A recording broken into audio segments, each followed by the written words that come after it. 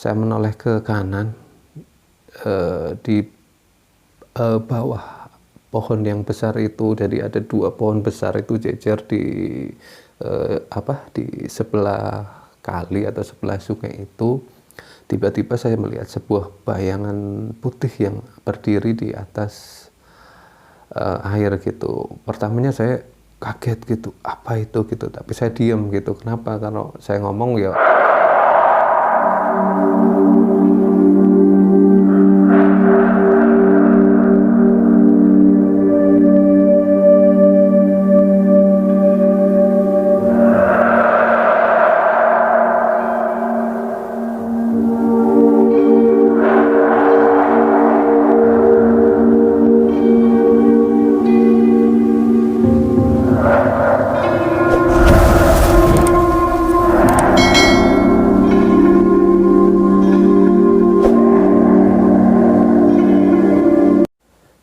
Assalamualaikum warahmatullahi wabarakatuh.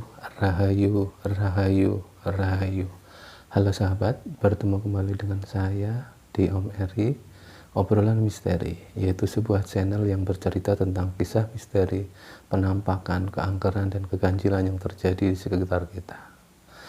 Terima kasih buat sahabat yang sudah subscribe, dan bagi yang baru bergabung silahkan like, komen, subscribe, dan jangan lupa tombol loncengnya, serta follow IG saya di Om Eri, om_eri88.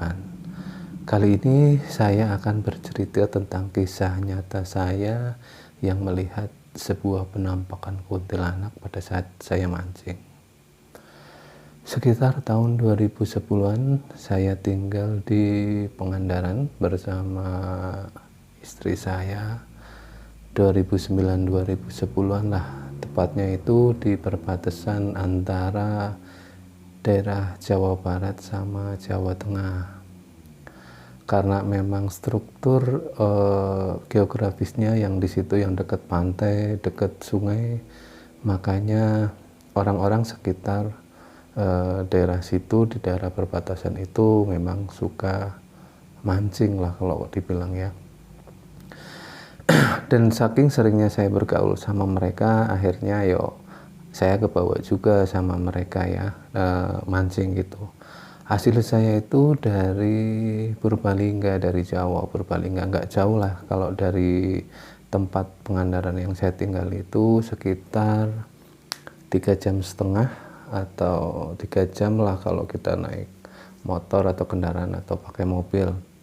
Dan kebetulan memang kendaraan umum ke sana itu jarang sekali ya, dan kita harus pakai mobil pribadi atau motor pribadi. Saya itu 2 minggu sekali lah atau 1 bulan sering pulang kampung, dan setiap saya pulang kampung yang ditanyakan oleh keluarga saya itu adalah apa sih daerah Pangandaran, oleh-olehnya yang atau makanan khas sana. Dan saya saat itu saya bingung mau menjawab apa, karena saya belum tahu, karena saya masih orang baru di situ.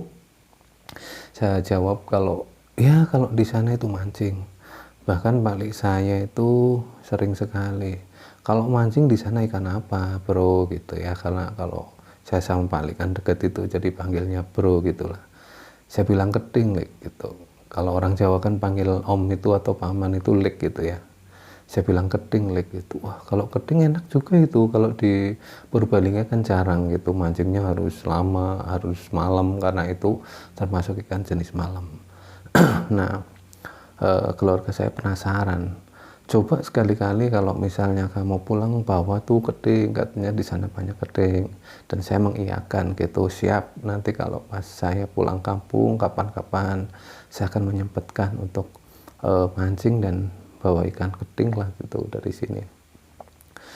Nah, saking seringnya mereka nanya, bahkan nggak terkecuali Mbak Yu saya yang berada di Sumatera, dia juga penasaran dengan ikan keting itu, karena kalau ikan keting di Purbalingga kan memang ya termasuk ikan yang enak gitu ya. Suatu ketika Mbak saya itu yang berada di Sumatera telepon, memang kebiasaan kita sering telepon-teleponan gitu ya. Suatu ketika dia telepon dan mengabari kalau Misalnya beberapa hari lagi beliau akan pulang ke Jawa atau ke Purbalingga untuk nengok keluarga di sana. Dan dari perbincangan di telepon itu, singkat cerita Mbak Yu saya langsung ngomong bahwa coba kalau di tempat kamu banyak keting, coba deh mancingin buat Mbak gitu kan. Mbak juga seneng yang namanya ikan keting tersebut. Akhirnya iya, oke, siap. Karena permintaan dari Mbak saya yang dari jauh, toh saya juga di situ gampang gitu cari ikan keting, makanya saya pada saat itu punya rencana untuk mancing. Karena di situ saya baru, akhirnya saya konsultasi sama teman kerja saya. Keesokan harinya saya nanya-nanya, bro, kalau mau mancing keting itu pakannya pakai apa atau umpannya pakai apa. Teman saya itu sebut saja namanya Pak Yus lah gitu ya. Dia memang jago mancing. Dia itu hobinya dari dulu memang mancing, dan dia panjang lebar menceritakan kalau yang ikan keting itu memang sangat mudah dicari di tempat kami. Itu di Pangandaran, di perbatasan antara Jawa Tengah dan Jawa Barat. Dia menceritakan kalau umpannya itu adalah bisa pakai mendoan lah, atau bisa pakai jangkrik, pokoknya apa aja mau. Yang penting pas saat mancingnya dengan posisi yang tepat, yaitu malam hari, karena ikan keting termasuk jenis ikan yang pada malam hari. Setelah kita konsultasi lama, kita ngobrol-ngobrol, bincang-bincang di tempat kerja lama, yang akhirnya saya mengajak, bro, gimana kalau ntar malam kita mancing? Loh, buat apa gitu, karena ikan keting kan kalau di daerah sini itu hampir nggak ada yang mau gitu ya, apalagi untuk masak. Mereka itu menganggap bahwa ikan keting itu saking banyaknya itu, makanya mereka nggak mau. Terus akhirnya saya bercerita kalau pulang kampung itu keluarga penasaran kalau misalnya mereka itu kepengin ikan keting. Dan singkat cerita teman saya mengiyakan, oke, ntar malam kita cari. Kebetulan waktu itu musim hujan. Kebetulan bro, kalau sekarang musim hujan, ikan keting itu kalau malam hari itu banyak sekali yang makan. Ya oke, siap. Akhirnya kita sepakat kalau nanti malam, pas malam itu, siangnya nantinya itu kita akan mancing. Singkat cerita, habis maghrib sesuai kesepakatan, tiba-tiba hujannya sangat deras dan sangat lebat. Waktu itu saya berpikir, aduh, ini rencana mancing nggak jadi atau enggak. Tapi karena sudah janji, selepas Isya saya tetap pergi ke tempat teman saya itu, Pak Yus itu, karena kebetulan rumahnya deket. Dan saya ngomong, gimana nih hujan? Tenang aja, kalau hujan itu malah justru semakin banyak ikan keting yang mau makan. Tutur dia gitu, memastikan itu gitu. Akhirnya kita ngopi-ngopi, ngobrol-ngobrol, dan saya nanya terus akan mancing di mana karena saya nggak tahu tempatnya gitu. Dia sambil tersenyum menjawab, tenang aja bro, nanti kita mau mancing di daerah sana. Tapi yo gitulah ya, kalau yang namanya tempat yang banyak ikannya pasti angker gitu. Saya sempat berpikir, aduh kok angker ya. Saya sempat mau mengurungkan rencana untuk mancing, tapi karena saya nggak enak sudah dipesenin sama mbak saya, akhirnya dengan agak berat hati, ya udahlah nggak apa-apa gitu. Terus pakai apa nih gitu? Ya udah jangkrik aja. Akhirnya kita sebelum berangkat kita sempatkan beli jangkrik di temen. Kebetulan dia itu pakan ternak burung gitu, jadi gampang sekali untuk mencari jangkrik. Sambil menunggu hujan reda sekitar jam 12 lah, sekitar jam 12 akhirnya hujan reda dan kita akhirnya berangkat ke lokasi tempat pemancingan. Awalnya tidak ada yang aneh dan tidak ada yang mencurigakan lah, karena habis hujan biasalah ya, masih rintik-rintik hujan seperti itu, suasana kalinya juga masih banjir dan airnya sangat keruh gitu. kita mancingnya bukan di Citandui atau di sungai gedenya atau sungai yang besarnya, tapi kita di anak sungainya. Tepatnya itu di daerah Santolo kalau orang sini bilang itu, yaitu di masuk ada pelabuhan kecil, pelabuhan Santolo namanya, dan ada sungai kecil masuk, dan kita mancingnya di situ di Anakan. Kalau di sungai gedenya kita terlalu susah karena airnya gede, habis banjir, makanya kita akhirnya memilih lokasi tempat pemancingan yang di sungai kecil. Tapi menurut teman saya memang yang tadi dia sudah ceritakan kalau tempat itu memang agak angker. Kalau saya perhatikan sih tempatnya nggak serem-serem amat sih ya. Cuman memang ada kayak pohon besar itu di bawah pohon besar lah. Ada 2 pohon besar yang di pinggir kali itu, dan dia bilang di sini bro tempatnya kalau mau mancing dapat banyak gitu. Cuman ya hati-hatilah, kulo nuwun kalau bahasa Jawanya, atau permisi gitu. Dan akhirnya setelah air agak kecil, nggak begitu keruh, kita nyoba gitu mancing gitu ya. Kita mulai nyoba mancing. Awal-awal yang makan yo biasa lah ya, karena saya itu nggak begitu pintar mancing. Awal-awal teman saya yang tiba-tiba dapat banyak gitu, bukan tiba-tiba ya, memang kalau dia ngelempar gitu dimakan, dia ngelempar dimakan, dan saya selalu nanya ke teman saya, loh gimana ini ngelemparnya kemana, kok saya nggak dapat yang makan kecil gitu. Dia ketawa aja gitu, bro kalau itu di pinggir jangan ke tengah gitu, dia bilang seperti itu. Oke gitu, akhirnya saya menuruti saran dari dia, saya ngelemparnya ke pinggir. Dan memang benar banyak sekali ikan keting yang ada di situ. Cuman saat itu karena nggak tahu mungkin banjir atau gimana ya, yang kita dapat itu memang kecil gitu, nggak seperti yang kita harapkan, nggak seperti yang saya ceritakan ke saudara-saudara saya kalau banyak ikan keting yang gede-gede gitu. Tapi sekitar jam 2 lah, jam 2 setengah 3 kita mancing itu, karena kita berangkat jam 12, mulai jam 1 apa yang kita dapat ikannya itu belum begitu banyak, masih kecil-kecil lah gitu. Kita sempat pindah ke tempat, tapi masih di lokasi itulah, nggak pindah jauh sih, cuman kita pindah beberapa meter, bolak-balik. Dan tiba-tiba ada keanehan muncul saat saya lagi mancing sama teman saya itu. Saya menoleh ke kanan, di bawah pohon yang besar itu, jadi ada 2 pohon besar itu jejer di di sebelah kali atau sebelah sungai itu. Tiba-tiba saya melihat sebuah bayangan putih yang berdiri di atas air gitu. Pertamanya saya kaget gitu, apa itu gitu, tapi saya diam gitu. Kenapa? Kalau saya ngomong ya takutnya nanti teman saya takut, dan akhirnya rencana mancingnya nggak jadi, sedangkan saat itu kan ikan belum dapat banyak.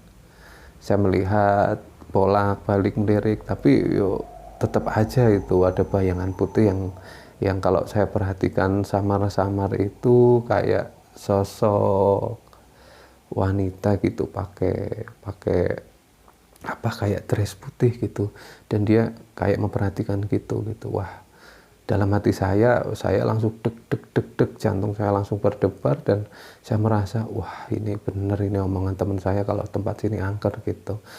Tapi nggak begitu lama saya ingat omongan mbah saya, Mbah Yasa almarhum gitu, mbah dari ibu. Dulu waktu kecil saya sering diceritain sama beliau bahwa kalau mancing, kalau nyari apapun itu, kalau kamu dilihatin sesuatu jangan lari. Coba kamu meminta, atau lebih tepatnya kulo nuwun gitulah, karena memang saat itu tadi itu kita kan nggak permisi gitu. Coba permisi. Saya masih ingat kata-kata mbah saat itu. Kata-katanya seperti ini, Mbah, nun sewu derek mancing atau derek apalah gitu. Dan saya waktu itu memang dalam hati menyebutkan seperti itu. Dan tiba-tiba keanehan pun terjadi gitu ya, terjadi yang tadinya saya itu mancing nggak ada yang makan, terus nggak ada yang mau apa katakanlah itu nyangkut gitulah kalau bahasa Sundanya gitu ya. Tiba-tiba itu setiap saya lempar yang makan itu besar-besar. Dan anehnya lagi itu kalau pakai pakan jangkrik itu kan nggak mungkin itu ya, yang namanya udang itu bisa makan jangkrik itu. Tapi saat itu aneh gitu ya, nggak cuman keting, nggak cuman ikan-ikan yang kecil itu, tapi ada udang gitu. Dan saat itu ada udang seginilah sebesar ini gitu makan. Dan teman saya kaget, loh kok bisa ada udang makan gitu ya. Saya diam aja gitu sambil melirik, sesekali melirik, tetap bayangan putih itu masih ada gitu ya. Dan selang beberapa kemudian ada lagi yang makan itu, kalau di sini namanya sidat itu ya. Kalau apa itu sidat bahasa Jawanya itu belut yang besar gitu loh. Dan teman saya semakin heran gitu, karena apa? Karena semakin malam, semakin ke pagi, sekitar jam 2:30 itu, teman saya semakin nggak ada yang makan gitu. Setiap dia ngelempar, pasti dapatnya paling segini lah gitu. Kalau saya ngelempar, nggak tahu ngelempar kemana, itu pasti yang dapat yang makan segini gitu. Memang suasananya saat itu sangat mencekam gitu ya, karena apa? Karena gerimis yang rintik-rintik saat itu. Dan dia masih tetap berdiri di tempat yang sama di atas air, tapi saya tetap menguatkan diri untuk tidak lari, untuk tidak bercerita kepada teman saya. Karena apa? Karena saya punya prinsip bahwa saya sudah permisi, saya sudah minta izin untuk mancing di situ.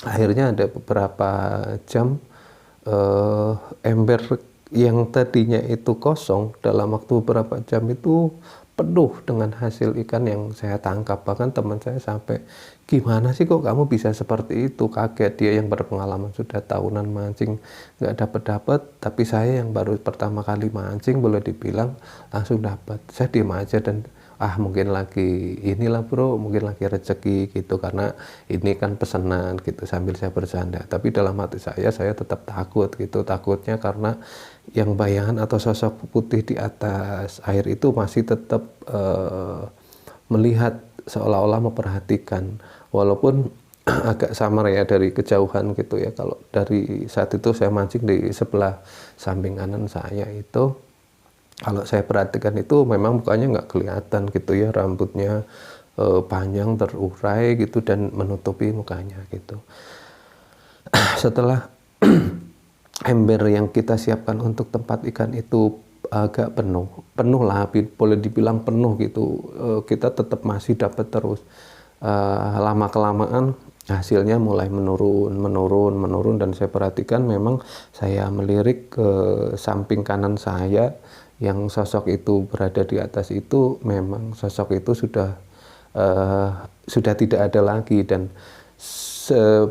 bersamaan dengan tidak adanya sosok yang putih tadi, ikan yang makan itu juga menjadi jarang gitu. Dan akhirnya sama sekali tidak ada yang makan gitu. Sampai teman saya, kok beda ya, tadi makan tiba-tiba nggak ada gitu. Ya mungkin ikannya udah kenyang kali, saya juga jawab seperti itu untuk biar teman saya nggak curiga gitu. Akhirnya pada sekitar jam 3 itu kita menyudahi karena ikannya sudah nggak ada yang makan gitu. Saya ngomong, bro besok kan kerja, gimana kalau udah aja gitu, toh hasilnya juga udah banyak gitu. Ya udahlah kita pulang aja gitu.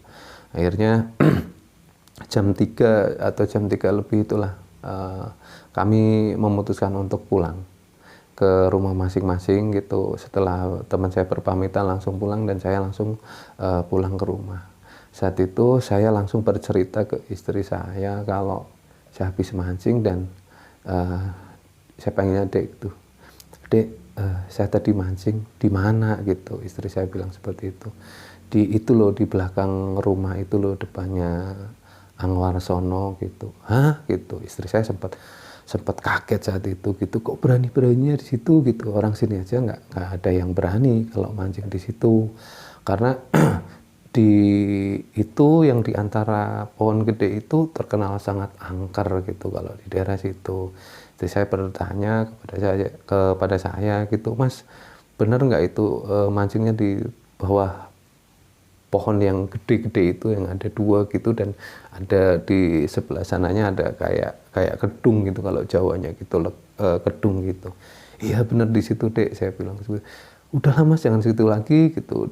Akhirnya istri saya menceritakan gitu ke saya kalau dari kecilnya dia itu di situ itu banyak sekali penampakan, nggak cuman kuntilanak tapi pocong juga banyak di situ, dan ada sosok tinggi gede gitu yang itu untung Mas nggak kenapa-napa gitu. Akhirnya singkat cerita dari obrolan tersebut saya masih memendam rasa penasaran lah gitu, apa bener kalau di situ itu memang angker, walaupun saya udah melihat itu. Keesokan harinya saya kerja lah seperti biasa, dan saya bertemu gitu sama teman saya yang semalam mancing di tempat kerja saya gitu, dan saya juga cuman senyum dan tidak menceritakan apapun. Dia yang bercerita ke teman-teman kalau misalnya wah semalam habis mancing dapat banyak dan lain sebagainya gitu, dan dia bilang saya kok bisa kalah ya sama ini ya gitu, padahal dia kan sama saya, maksudnya dia kan itu pemain baru gitu, mancing baru ibaratnya pertama kali, saya yang udah tahunan kok bisa kalah gitu loh. Tapi saya cuma diem gitu. Nah setelah teman saya pergi, saya bercerita ke teman saya yang satunya lagi gitu, teman kerja juga gitu, bro, tahu nggak daerah yang tadi diceritain Pak Yus itu tadi gitu, namanya Pak Yus teman yang saya mancing sama saya itu. Oh iya tahu itu gitu, kenapa gitu. Saya nanya, bener nggak kalau angker gitu. Weh bro itu angker banget bro gitu, itu udah terkenal itu, memang kalau itu tempat yang sangat angker gitu. Emang kenapa, teman saya bertanya seperti itu. Saya bercerita gitu ke itu, kalau semalam saya mancing terus saya dilihati oleh sebuah sosok ya kuntilanak lah gitu singkatnya gitu. Teman saya sempat kaget juga, dan dia ngomong bertanya ke saya, Pak Yus tahu nggak saat itu kalau kamu itu dilihatin sama itu? Enggak, saya bilang enggak bercerita sama Pak Yus karena takutnya kalau nanti saya cerita sama Pak Yus takutnya nggak jadi mancing dan lari gitu. Akhirnya ketawa. Dari obrolan tersebut dia juga bercerita kalau jangankan yang seperti itu bro, dulu kalau tetangga-tetangga mancing itu juga sering dilihatin sosok tinggi gede hitam gitu berbulu apa itulah namanya genderuwo atau apa ya, itu banyak memang sekali di situ. Nggak cuman itu, temen juga pernah melihat di pohon kelapa itu di daunnya itu kepocong yang bergelantungan gitu di daun kelapa gitu. Wah saya sempat berpikir ngeri juga ya gitu ya. Nah singkat cerita setelah pulang kerja saya pulang, dan saking penasarannya saya ketemu sama tetangga gitu yang tukang mancing juga. Saya ngobrol sama beliau terus menceritakan lah gitu, menceritakan yang terjadi kejadian semalam gitu, dan dia cuman ketawa, wih hebat kamu ya gitu. Kenapa gitu, saya bertanya seperti itu kepada dia. Saya itu dulu pernah, dia menceritakan tetangga saya itu, saya dulu itu sampai lari tunggang langgang, ikan saya buang semua karena di pas di bawah pohon yang 2 itu dia melihat kok pohonnya jadi 3 gitu. Awalnya dia mengira bahwa ada 3 pohon, tapi setelah dia perhatikan ternyata di antara 2 pohon itu ada sosok tinggi besar hitam yang matanya merah gitulah, dan akhirnya karena saking takutnya dia akhirnya lari dan semuanya dibuang gitu. Kejadiannya sama kalau di situ itu, kalau malam hari gerimis pasti aja ada penampakan di situ. Wah dari cerita tetangga itu akhirnya saya mulai agak yakin gitu, karena yang cerita nggak 1-2 orang bahwa tempat itu memang ya boleh dibilang sangat angker lah kalau di tempat kami itu. Terus kemudian Pak Yus datang main di Lalah itu, main gitu, datang ke tempat saya. Dia bertanya gitu, Mas bro semalam kenapa emang?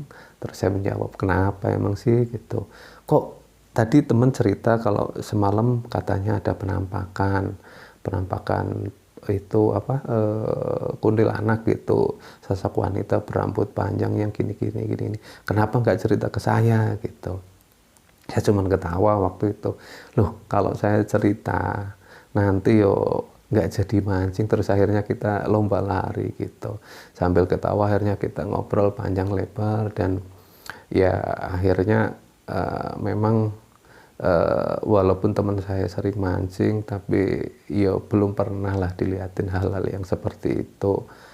Tapi karena kejadian semalam itu akhirnya kita meyakini bahwa memang sesuatu yang bersifat gaib itu ada di sekitar kita, walaupun ya kita nggak pernah mengganggu, dia juga mungkin niatnya nggak ganggu, tapi dia mungkin menampakkan eksistensinya di tempat mereka gitu, karena mungkin kita itu datang nggak permisi gitu ya. Jadi kalau menurut saya pribadi berdasarkan pengalaman yang tadi itu, kalau misalnya sahabat-sahabat itu mancing atau apapun itulah, kalau mancing belut, mancing ikan di tempat yang agak itu, yo permisi dulu lah, kalau nuwun pakai bahasa masing-masing, toh mereka juga ada dan tahu apa yang kita omongin.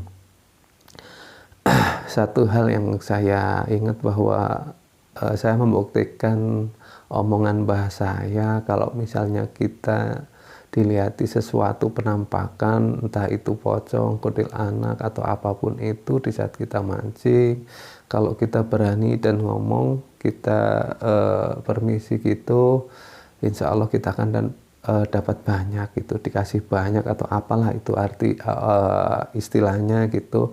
Yang jelas saya sudah membuktikan sendiri, tapi intinya yang seperti tadi saya bilang, alam gaib itu di sekitar kita ada, kita nggak perlu mengingkari itu, dan yang penting bahwa kita tidak perlu menghamba kepada mereka. Kita makhluk yang paling sempurna, sebagai diciptakan Allah sebagai manusia yang paling sempurna, tapi intinya mereka ada.